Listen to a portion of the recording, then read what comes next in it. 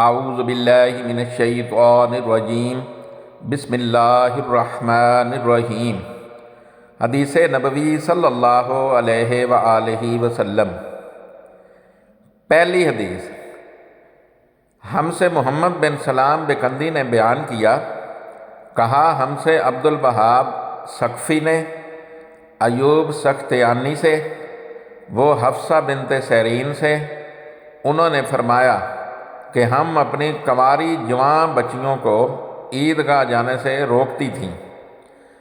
پھر ایک عورت آئی اور بنی خلف کے محل میں اتری، اور انہوں نے اپنی بہن ام عطیہ کے حوالے سے بیان کیا، جن کے شوہر نبی کریم صلی اللہ علیہ وآلہ وسلم کے ساتھ 12 لڑائیوں میں شریک ہوئے تھے، اور خود ان کی اپنی بہن اپنے شوہر کے ساتھ 6 جنگوں میں گئی تھیں۔ انہوں نے بیان کیا کہ ہم زخمیوں کی مرہم پٹی کیا کرتی تھیں اور مریضوں کی خبرگیری بھی کرتی تھیں۔ میری بہن نے ایک مرتبہ نبی صلی اللہ علیہ وآلہ وسلم سے پوچھا کہ اگر ہم میں سے کسی کے پاس چادر نہ ہو تو کیا اس کے لیے اس میں کوئی حرج ہے کہ وہ نماز عید کے لیے باہر نہ نکلے؟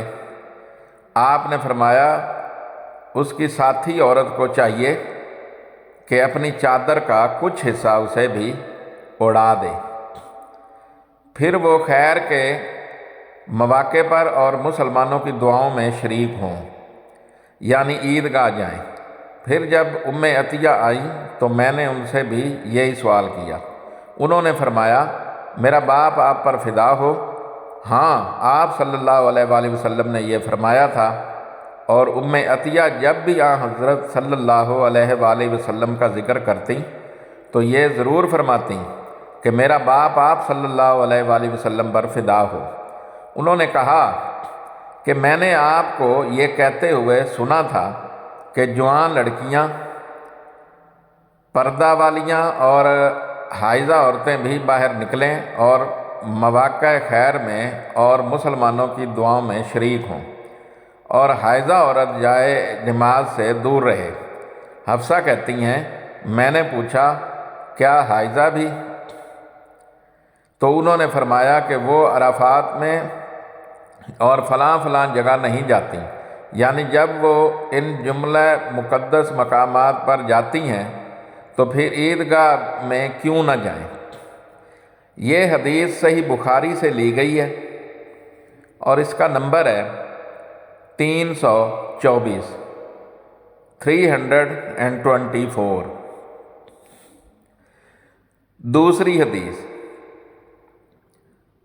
فاطمہ بنت ابی حبیش رضی اللہ عنہا نے نبی صلی اللہ علیہ وآلہ وسلم سے پوچھا کہ مجھے استحاضہ کا خون آتا ہے اور میں پاک نہیں ہو پاتی، تو کیا میں نماز چھوڑ دیا کروں؟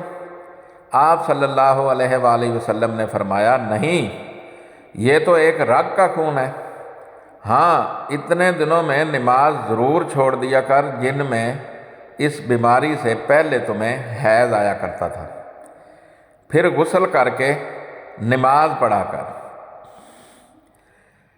یہ حدیث بھی صحیح بخاری سے لی گئی ہے اور اس کا نمبر ہے 325 325۔ تیسری حدیث، ام عطیہ نے فرمایا کہ ہم زرد اور مٹیالے رنگ کو کوئی اہمیت نہیں دیتی تھیں۔